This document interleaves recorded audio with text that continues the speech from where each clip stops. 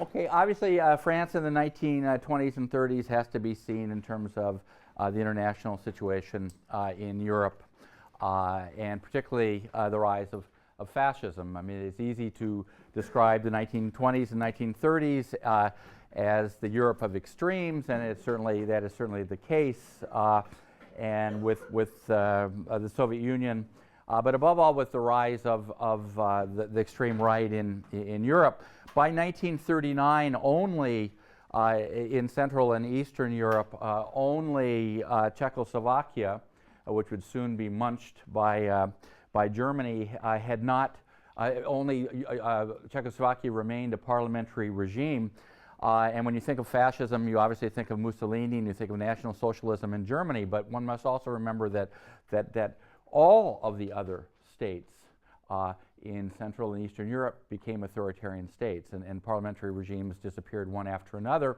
And then, of course, I'll mention this in a while, but the Spanish Civil War brought Franco to power, and we could debate long into the night whether Franco was a fascist or just an authoritarian right-wing murderer. But it was part of the general scheme of things. And even in countries in which democracy survived, such as Belgium, the Netherlands, France, which we're going to talk about, obviously, and Great Britain, there were active fascist movements, although that in Britain, led by Oswald Mosley, was quite small. So what I want to do today is discuss the rise of the right in France, and then talk about the Popular Front, which some people still view today as sort of a magic moment in French history, and the efforts of Leon Blum to create a new political world, and finally its failure. And so for the political details of the national bloc that came to power immediately after the war, and the cartel de gauche, the cartel of the left, which won the election in 1924, I will leave that to your reading. But one must remember that in all of these countries, and in France among them, the 1920s seemed to be the temptation of the far right was certainly there. Mussolini was on the cover of Time magazine 8 different times in this country. He became known as the man who got the Italian railroads to run on time, even if they only ran on time to the ski resorts that American journalists, to which American journalists tended to go. Hitler doesn't come to power until January 1933. And of course, Hitler was the most successful of a whole bunch of right-wing leaders in Germany, all determined to overthrow the Weimar Republic.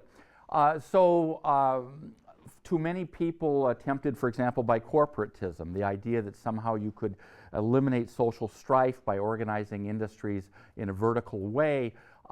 Mussolini talked a good game about that, and they actually made some efforts.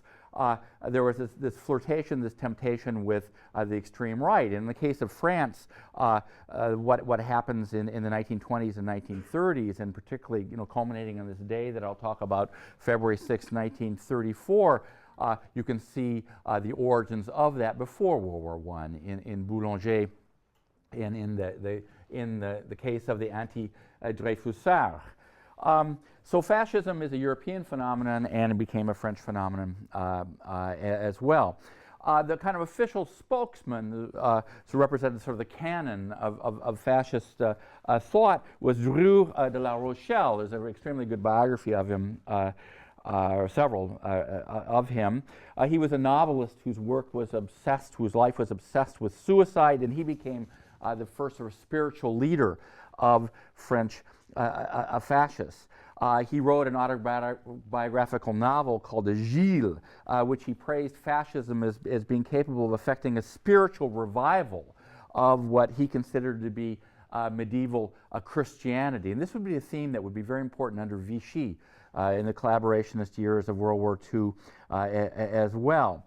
Charles Maurras, whom we've read about, who was the founder of Action Française and who was a monarchist, he also gets into the act, and he urges France to expand to what he considered its truly natural frontiers, that is, including the left bank of the Rhine River. Action Française is not really a mass movement the way that some of the other ones would be. The Croix de Feu, though there were plebeian members of Action Française, it was more tied to monarchism than it was to the quest for the kind of Mussolini or Hitler kind of dictator. But nonetheless, it had considerable influence. And in France, the extreme right and Catholicism were closely linked, though obviously all practicing Catholics were not extreme members of extreme right-wing movement. But Mauras's sort of view was that a monarchy would restore that kind of Christian medieval virtue that was largely imaginary, and that all this would come to pass, hopefully, in his lifetime. And so they begin to create a paramilitary unit. I mean, that's exactly what happens, with the Nazis and with the squadrille of Mussolini in the early 1920s that bring him to power in 1922. And so these soldiers, as in the case of the German Freikorps, the Free Corps, continue basically just to march. And so the Action Française takes the kind of tactics that were associated with, in the early stages with the Boulanger movement, an argument I made earlier, and carry them now into the streets. With the growth of trade union members in France and in other countries, with the sort of flocking of people to the CGT, the Confédération Générale du Travail, the General Confederation of Labor, you had the growth of these right-wing groups who, as the German counterparts wanted to end parliamentary rule in France. This, by the way, the Action Française is so over the top that it even scares the Pope. And Action Française is condemned by the Pope in 1926, and indeed lots of members of Action Française who were faithful Catholics leave the movement, fearing that they're going to be excommunicated. And a number of other groups who are even more radical start up. There's one group called the FAISCEAU, which had begun in 1919, but increases its membership and believes in violent struggle, this kind of action, this kind of will to power that characterized National Socialism as well. Another, the Croix de Feu, the Cross of Fire, attracted war veterans. Not all of the war veterans ended up supporting the radicals or the socialists or the communists. A good number of them go into right-wing groups. And this is certainly the case with the Croix de Feu. It was founded in 1928 as a non-political organization, and its membership swells to about 60,000 members. Now, there has to be money behind these movements as well as ideology. And it's kind of interesting that some of the sort of big money people behind these movements were in luxury production. Coty, for example, the perfume maker, was a big donor and believer in these far right-wing causes and anti-Semitic causes. So was Taittinger. Taittinger, the champagne producer, obviously another luxury good. I once took a bunch of Yale alumni. We went to Épernay and to Reims because they wanted to taste champagne. It was one of these Yale trips, and they were a very nice group. And we were being taken around the cave of Taittinger, and I couldn't stand it. They were telling us about what a great patriot Taittinger was and all this business, and his portrait up there. And I said, well, what happened?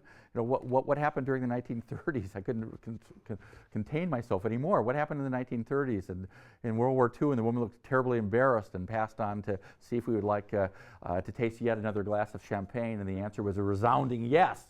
So the money, a lot of the money came from folks like that, and then because the newspapers, as in the case of Germany and most places, were controlled by the right, they have lots of ability to reach a large public. Taittinger himself, the spelling is Taittinger.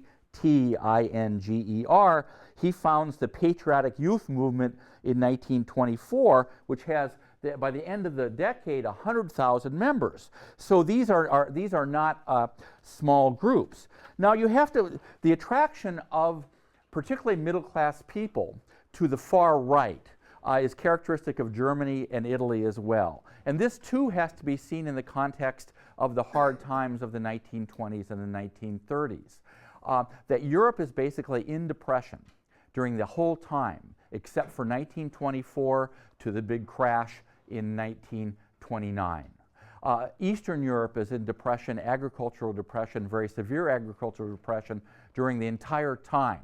And so with the kind of rampant inflation in France, you didn't have anything similar to, I mean, nothing comparable to what happens in Germany. Everybody's seen pictures of people pushing shopping carts down the street full of millions and millions and millions of Deutschmarks attempting to buy one single turnip. But the people who get burned in inflation are particularly middle-class people who are on pensions and who have saved their whole lives for retirement. And with inflation, their savings are wiped out in one single moment. The case of Germany is quite clear because in the early hyperinflation of 22 and 23, you had these German bourgeois families who had to sell silver that had been in their families for generations, or who had to sell antique armoires that had been in their families for generations in order to have enough to eat. And they hate, and they're going to blame somebody for this. And who they're going to blame are the Weimar Republic, and in the case of France, they're going to blame the very existence of the Republic. And this lapses in, this elides into, moves into various components of fascist ideology that were shared by all of these movements everywhere, is that they're virulently anti-socialist, anti-communist. Hitler began by hating, before he hated Jews, he hated social democrats. They're anti-Bolshevik, they're anti-socialist, they're frightened by the revolution in Russia, they're frightened by the fact that these communist parties are doing very well in these states. They're also virulently anti-Semitic, and they're, as I'll argue in a while, xenophobic. And they run those two together because there's a large percentage of the people who have come into France, particularly into Paris and before World War I, are Jews from Eastern Europe and from Russia. In 1930s, of course, during the Spanish Civil War, you have a huge immigration of Spanish refugees fleeing Franco's death squads and the Civil War. And so they share those characteristics as well. Moreover, the French right, I've already made clear, they hate parliamentary regime. The Europe of the 1920s and the 30s was the Europe of dictators, and they wanted one. And if Charles Maurras and the other Action Française people wanted a king, there weren't very many likely candidates. There wasn't, there were pretenders on both lines, but it wasn't going to just happen through some act of God. And they too could come to believe that dictatorship was the only way of solving the social and economic problems. And they're all virulently nationalist. I mean, when you're talking about the annexation of the left bank of the Rhine, or when Hitler's talking about Elbow's room, Lebensraum, elbow room, expansion room for the German population, it is part of this theme of aggressive nationalism, and that also ties into the kind of xenophobia that is behind this entire movement.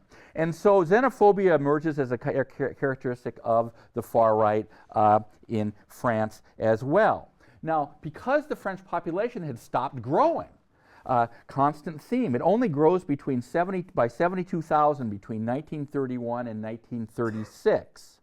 And as I said before, 2/3 of the départements in France had a smaller population in 1939 than they did in 1851. France has relatively few people under the age, under 20 years of age, only about 31%.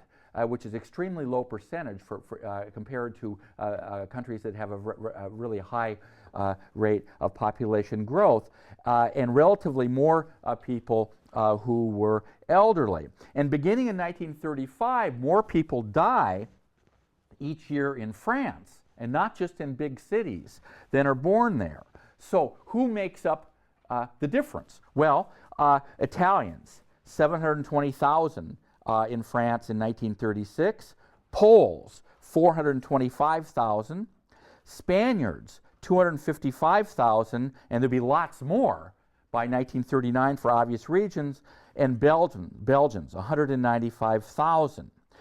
But also Jews. The Jewish population of France is about 320,000, and half of them had come to France since 1918. So this immigration of very poor Jews from Poland and from Eastern Europe continues. And so 7.5% of the French population in the late 30s consists of immigrants. It was the highest percentage of any country in Europe. Now, if you want to also argue why, with the exception of Oswald Mosley strutting around Hyde Park in his black military-like uniform, Britain doesn't have much appeal to the far right, and one of the reasons is that immigration, which is always this sort of lightning rod for xenophobia, was relatively small in London, in England, compared to these other places, despite the fact that it was only in London and not in Paris, where as early as the 18th century and even before, that you would run into people of color because of the British Empire.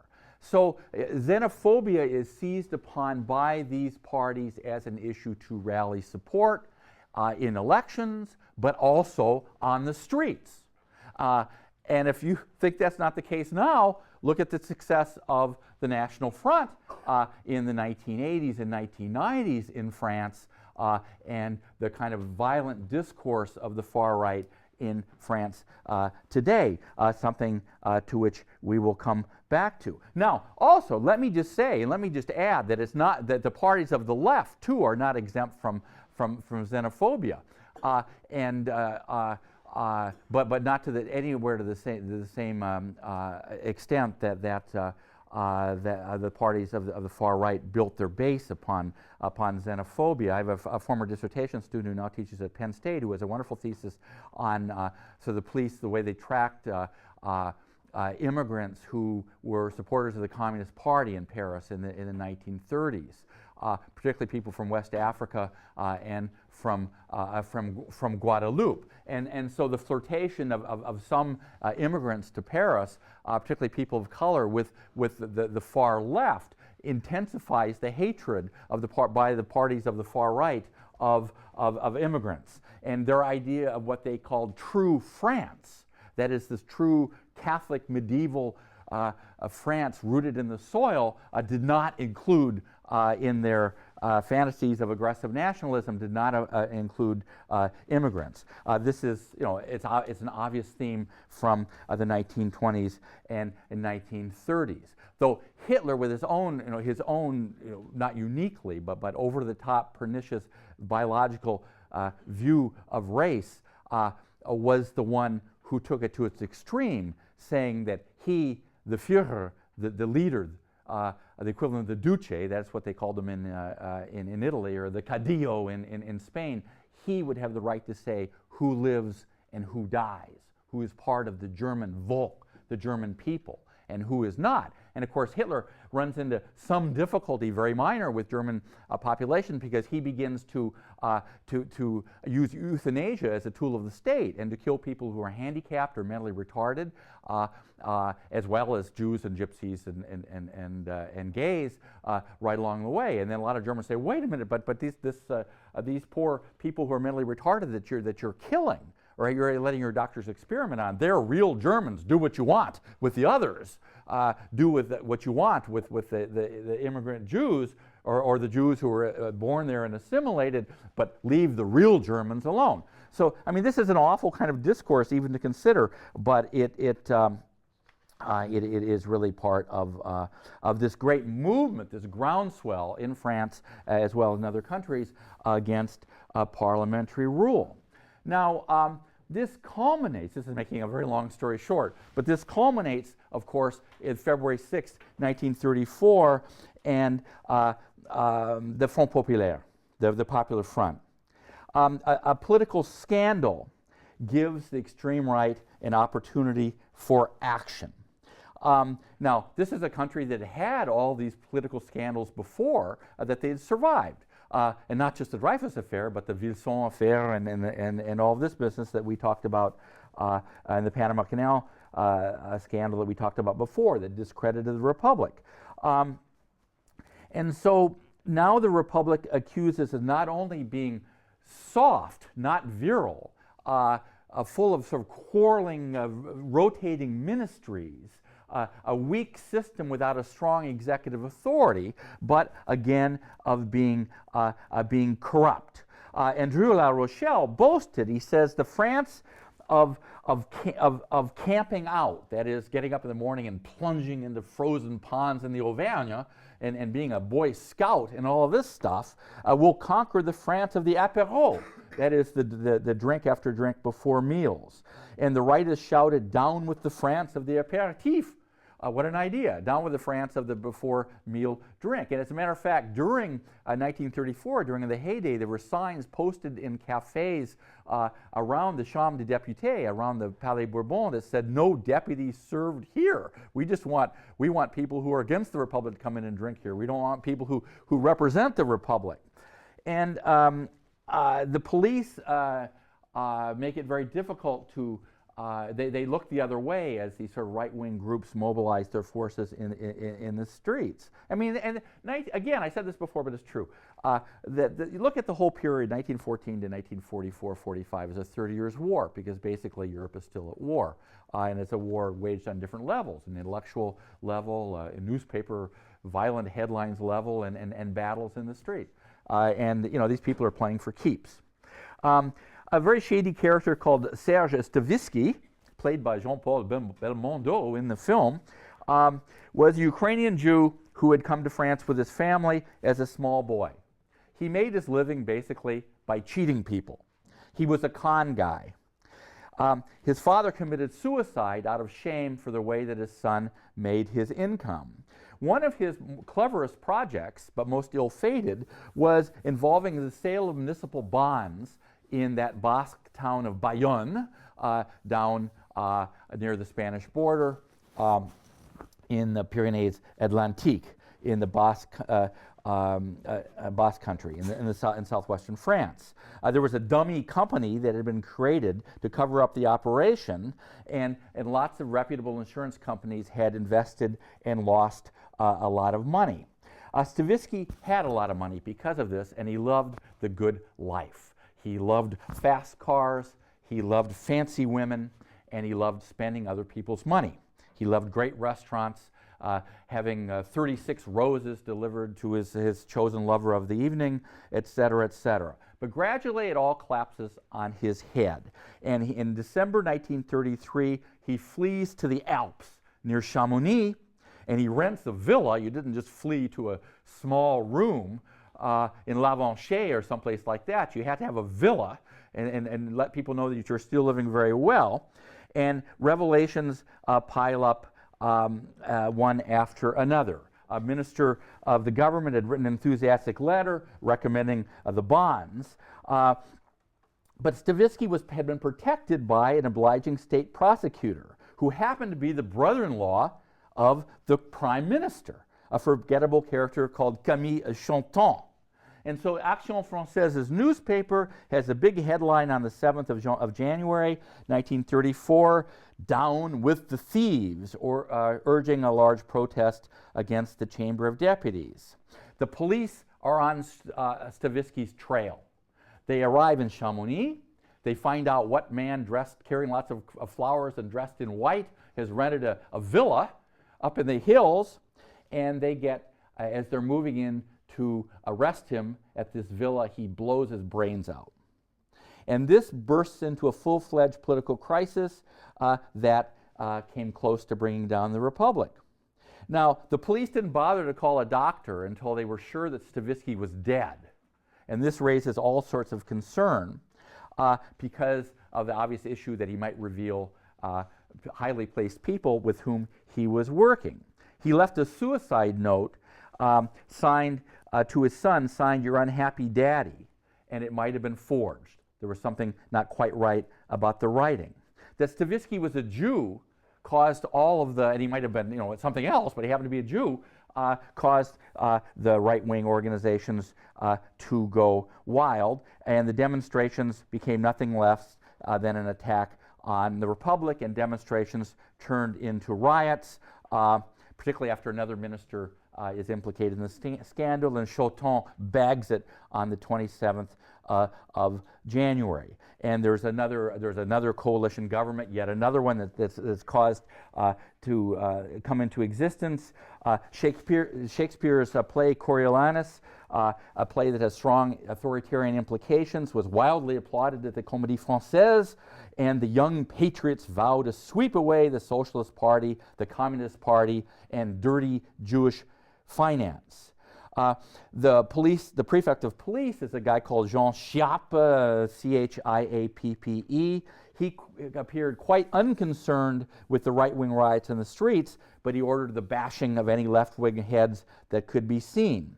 When the new head of the government, Daladier, whom you can read about, called Chiappe, telling him of his dismissal, the policeman refused to be sent to Morocco and promised that he would be in the street, suggesting to Daladier not a fear of unemployment, that he was going to be in the street because he was unemployed, but a promise to lead the overthrow of the Republic.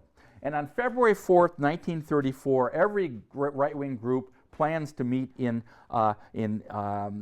before the Chamber of Deputies. They march down the Champs-Élysées or come from other directions. My favorite group in this is one small group of people are marching down the street and they're all ready to go and join the others. And so somebody looks at his watch and said, well, it's 7:30. Il faut manger quand même.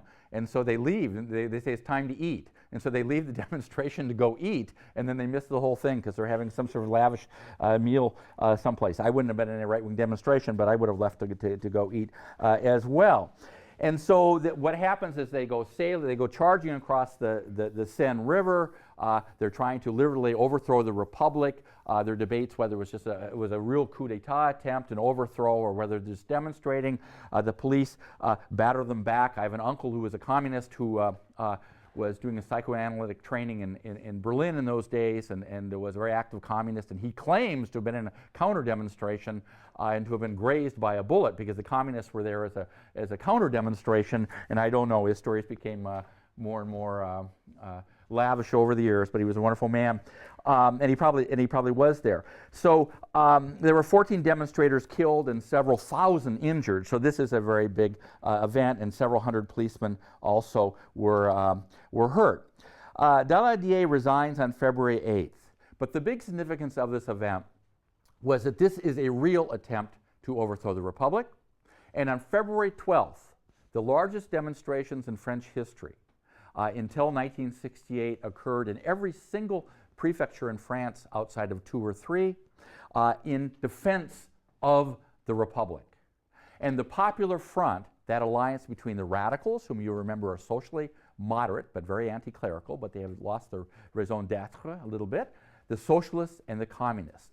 This alliance to save the Republic against fascism emerges out of this fait accompli of these popular demonstrations of people pouring into the street. Millions of French men and women and children march in France. It's followed by a 24-hour strike.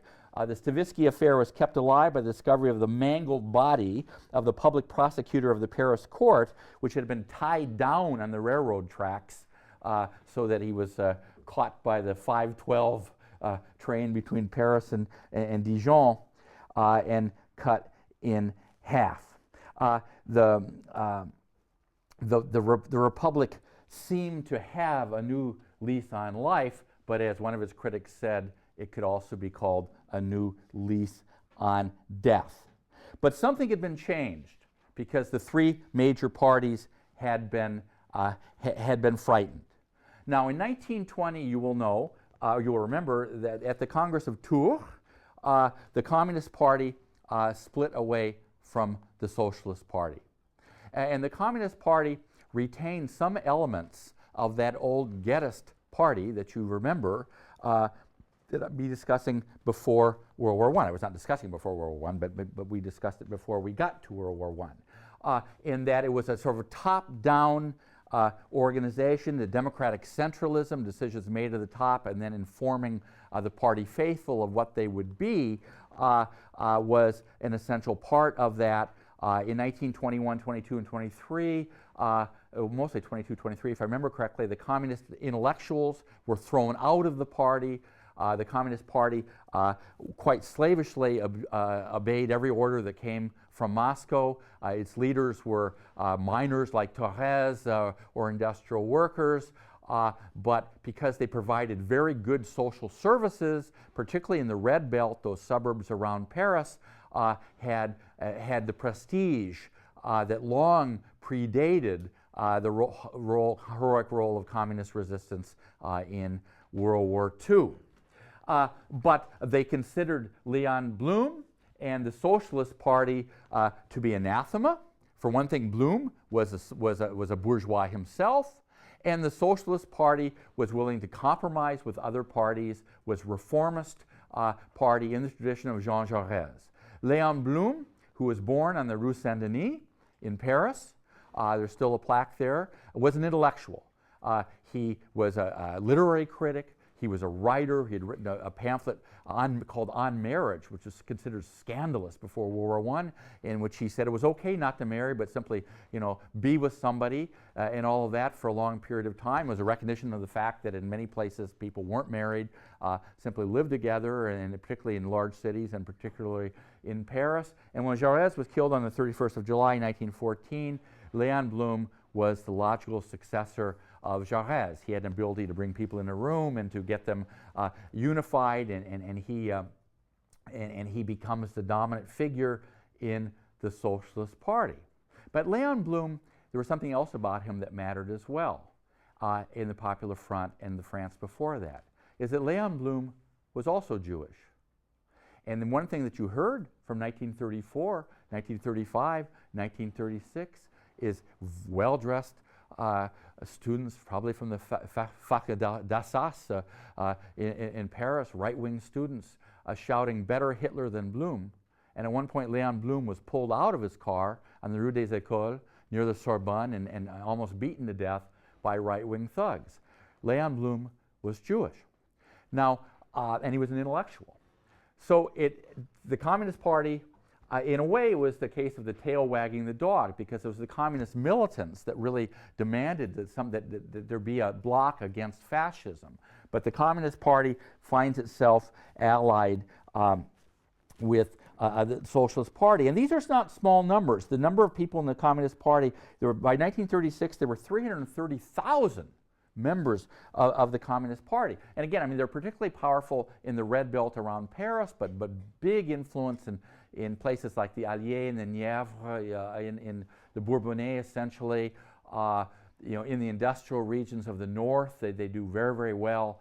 Places where the Geddes had done well in the 19th century. So they do really well among industrial workers, and above all among railroad workers. And that's still the case today. The cheminots, the railroad engineers and the railroad workers still, the Communist Party has lost most influence, but the influence of the party and the General Confederation of Labor is still seen whenever there's a big train strike in France, and you're stuck in a station for hours and hours because the train is not coming. And so in the meantime, government after government follows. And so in June 1934, the Communist Party repudiates what they called class versus class strategy, that is making possible the alliance now with the bourgeois party, that is the Socialist Party. Lots of workers supported the Socialist parties, but for the Communist Party, the Socialist Party was inevitably the bourgeois party. That was their discourse. And the three parties meet and prepare a compromise program that incorporated tax reform, a shorter work week, increased unemployment benefits, international disarmament, support for the League of Nations, and the dissolution of the fascist leagues. You can get this out of the book, but basically that's it. So on the 7th of March, 1936, German armies moved into the Rhineland. And now the threat to the Republic inside France seemed to have been marched by Hitler's winning the big bluff against the League of Nations and against the Allied powers after World War I. And in fact, Hitler's generals said, Mein Führer, I wouldn't do this because our army is weak now. We're rebuilding. Their pilots are being trained by Soviet pilots already, way before the Molotov-Ribbentrop Pact of 1939. They said, Mein Führer, I wouldn't do this because even the Belgian army and the French army, it's hard to imagine the Belgian army very strong, but the German army, remember, had been demobilized essentially. And Hitler says, we're going to do it anyway, and he gets away with it. So what this does is it leads to, in the elections of May of 1936, a victory of the Popular Front. 57% of the vote, with the Socialist Party now the largest party in France. And they have 386 of 608 seats in the Chamber of Deputies. Now, the Communists refuse to participate in the cabinet because they don't want to be associated with any failure. But yet their adding to this mix of three has made the victory possible. And so Leon Blum becomes prime minister on the 3rd of June, 1936, with under threats all the time because of the fact he was Jew. He was a Jew. Now, what happens next is that the largest wave of strikes in France until that year again, 1968, breaks out because workers, encouraged by the Popular Front's pre-election promises, now go on strike. In June 1936, there are 12,000 strikes involving 2 million workers, more strikers than any time. And for the first time ever, now this happens also in Flint and Detroit at the same time, workers occupied factories. They occupy factories. They put on guerrilla theater. They do performances in which they play some guy plays the bad guy, the boss, or the contremaître, the foreman, or the Pinkerton, et cetera, et cetera. So they're occupying these factories in places like Nantes, in Boulogne-Billancourt, the big Renault factory outside of Paris. And so there are pre-existing grievances, conditions of work, Taylorism. A worker remembered there are two factors in this slavery that we face, speed and orders. One must, while putting oneself in front of the machine, kill one's soul 8 hours a day, one's thoughts, one's feelings, everything. Workers in France still refer to the factory as a bagne. A bagne is a prison, B-A-G-N-E. Again, the idea that you're a prisoner there while you're there and you're under the direct orders of the foreman or the boss, et cetera, et cetera. And what is interesting is that the strikes take the labor federations and the Communist Party by surprise. The communist leaders say, wait a minute, what are you doing? What are you doing? Is the tail wagging the dog? And they say memorably, everything is not possible. And the workers reply, everything is possible. And they don't want to lose the influence of the party. And this isn't the last time this would happen, because it happens in 1968 also. The Communist Party said, what are you people striking? We didn't give you orders to go on strike. What do you think you're doing? What they thought they were doing is representing their own interests. And so L'Humanité, the communist newspaper, has a huge title, gros titre. Everything is not possible.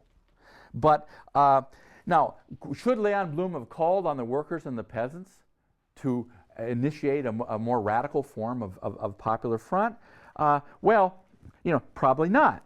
But what he does is he calls the government and the employers. They're all going to get together and meet, and they form they do what they're called the Matignon agreements. I'm sorry I didn't write this on the board. I should have. M-A-T-I-G-N-O-N, which were a great victory for the workers. The employers accepted the unions as the representatives of their workers and would negotiate with the unions and give them a raise of 12 to 15%. They promised the 40-hour week, and we take that for granted. In France, there's a big issue over the 35-hour week, as I'm sure you know, and they give paid vacations. And the paid vacation of a month, which many people now in France can't afford to take, comes out of the Popular Front. They also open up the Louvre free certain days of the week on Sunday. There's sort of a cultural revolution as well. And there, you see, oh God, there's amazing. I wish we had 3 hours to talk about this, but you probably don't, but I do. But there are these great postcards, pictures of people that had never seen the ocean, that live 50 miles or 50 kilometers from the ocean. People from Reims, and they go to Malo-les-Bains, which is near Dunkirk, which is a cold, frozen beach. And they're so proud, and they're there in their bathing suits, very modest bathing suits. and they have their pictures together with the sea behind them, something they'd never seen before. And lots of sort of working class resorts developed during that time. Not everybody could afford to go to Saint-Tropez or Deauville or Biarritz or Saint-Raphael or, God forbid, Cannes and places like that. So the working class vacation begins then. And that's a great moment. That's a magic moment. That's an important movement. And we live in a country in which nobody ever takes vacation. People that are rich can't afford to take vacations. You know, they make all this money. What are they going to spend it? Well, let's get another 500 video games or something like that. You know, what are they going to do? And you know, in France, the right to a vacation, even if you can't afford to take, now people just take smaller vacations than they could before. But that's an important conquest, and it came from the Popular Front, and it's great, great, great thing. Now, the wealthy French families don't like this very much. What happens if these people come to our resorts, speaking like they do, looking like they do? They don't like it. What kind of republic is this? Une république populaire, you know, after all. And so the strikes gradually end. But why does the Popular Front fail in the long run? In a way, everything wasn't possible. It wasn't possible. One of the reasons it fails is because, of course, the employers have no idea of holding to what they'd agreed to, and they violate every conceivable contract they can as quickly as possible. But the economic crisis, you know, if you're trying to make France more productive and put people back to work, at the time, the strategy of having people work less, or for that matter going on strike, economically didn't really work. It does. I mean, France was a more agricultural country than, say, Germany or the United States or Britain, and so the Depression comes longer and it stays. You know, it comes later and it stays longer. Though the U.S. doesn't get out of the Depression really until the armaments of World War II. And you know, the export of currency. What wealthy people do in France and other countries is they start taking money and cash, gold, silver, out of the country. They take them to Switzerland. They still do that. I mean, especially in the 1990s, they were having to control the trains to Switzerland and Brussels to Belgium because people were taking money out of the country and all that and not declaring what they had as income. I mean, that's the, you know, it just happens all the time. So Leon Blum does not put controls on currency, constraints on currency, because of opposition from the British and the United States and other places. And so at this point, the Popular Front begins to unravel. Ideologically, the Reformist Socialist Party and the Communists remain a world apart. Leon Blum is not going to say occupy permanently the factories, take over the means of production. That's all there is to it. No, he wasn't going to do that. In March 1937, the police fire on workers demonstrating against the Croix de Feu in the Parisian suburb of Clichy, and the Communist Party denounces the government. The French stock market goes into a tumble. Various advisors resign, reducing confidence in Leon Blum's economic policies. And the government had to devalue the franc several times because of the flow of gold abroad, and the French financial community denounces Leon Blum. But there's another reason, too, that undercuts the Popular Front, and this, of course, is Spain. Because those people who lived in the late 1930s, people who were intellectuals, people who were students at Yale and Columbia and mighty Michigan and Cal and other places, the war in Spain was seen as a war of civilization. At the time, people realized that it was a dry run for another big war that was going to come along, that sometime fascism had to be stopped, and Franco, his military legions, he was actually number 3 on the list, but the first 2 were killed, one in combat, I guess, and the other one in a plane accident flying from Portugal into Spain. The revolution, counter-revolution really starts in 1936 in Morocco, and then in Spain, and by 1939, in a very bloody, atrocity-filled war on both sides, so the atrocities were overwhelmingly on the side of the fascists, no question about that. The question was what was going to happen in Spain. And some of the great literature that came out of that period, obviously it's George Orwell's Homage to Catalonia, or Borkenau, or Brennan. There's all sorts of great books on Spain from people who were there. The international brigades were full of people from Yale and Columbia and Oxford and Cambridge, and the unions in Detroit going over to fight the good fight against fascism. But nobody gave arms to Spain. Nobody gave arms to Spain, except the Germans gave arms to the authoritarians of Franco. The Italians tried out their tanks there. The Guernica, the most famous painting of the period of Picasso, you should visit Guernica sometime, came when they just strafe and bomb a civilian population. It was German planes doing it on behalf of Franco.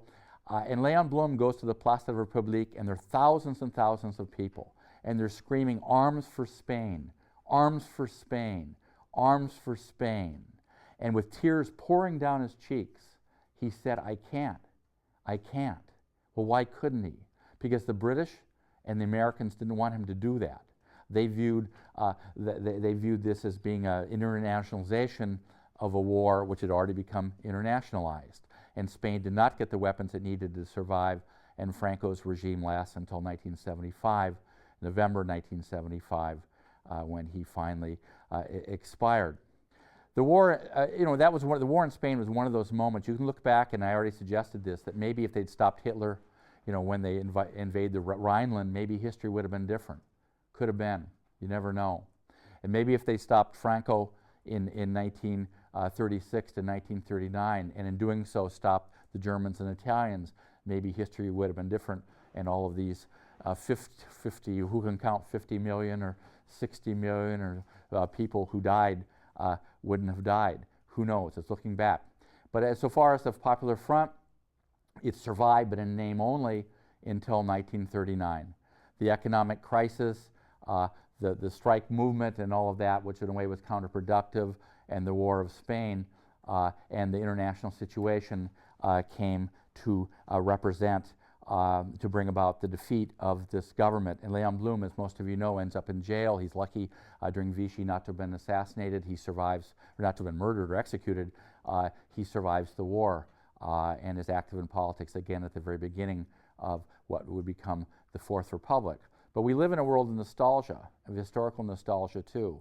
And people of my generation, I mean, I wasn't born then, I assure you, not even near being born yet then.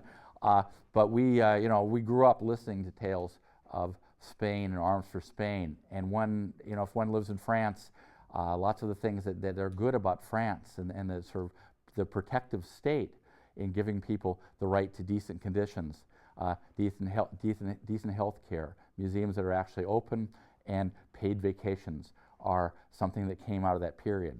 And so one looks sort of back with a certain bit of nostalgia. So next Wednesday, we will move on to the fall of France and to collaboration in World War II.